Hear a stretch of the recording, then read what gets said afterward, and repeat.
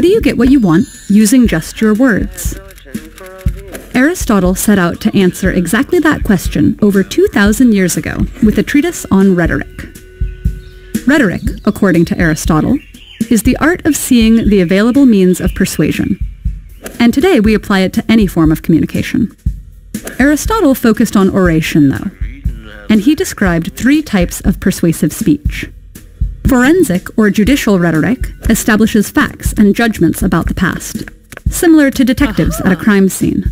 Epidictic or demonstrative rhetoric makes a proclamation about the present situation, as in wedding speeches. But the way to accomplish change is through deliberative rhetoric, or symboleticon. Rather than the past or the present, deliberative rhetoric focuses on the future. It's the rhetoric of politicians debating a new law by imagining what effect it might have.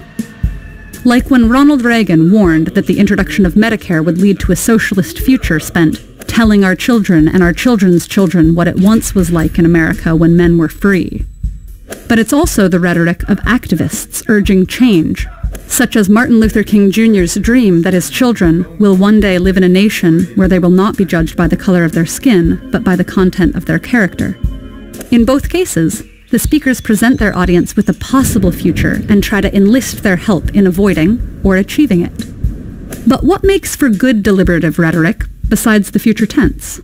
According to Aristotle, there are 3 persuasive appeals: ethos, logos, and pathos. Ethos is how you convince an audience of your credibility.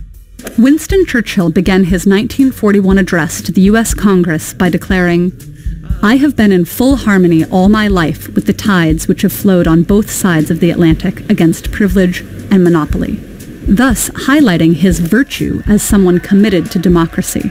Much earlier, in his defense of the poet Archias, Roman consul Cicero appealed to his own practical wisdom and expertise as a politician. Drawn from my study of the liberal sciences and from that careful training to which I admit that at no part of my life I have ever been disinclined.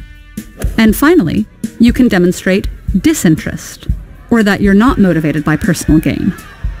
Logos is the use of logic and reason. This method can employ rhetorical devices such as analogies, examples, and citations of research or statistics. But it's not just facts and figures. It's also the structure and content of the speech itself. The point is to use factual knowledge to convince the audience, as in Sojourner Truth's argument for women's rights. "I have as much muscle as any man, and can do as much work as any man. I have plowed and reaped and husked and chopped and mowed, and can any man do more than that?" Unfortunately, speakers can also manipulate people with false information that the audience thinks is true, such as the debunked but still widely believed claim that vaccines cause autism.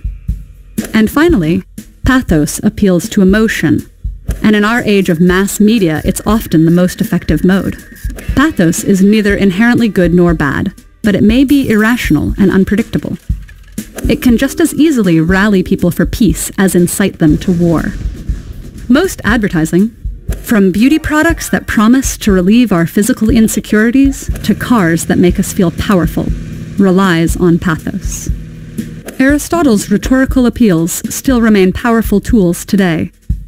But deciding which of them to use is a matter of knowing your audience and purpose, as well as the right place and time.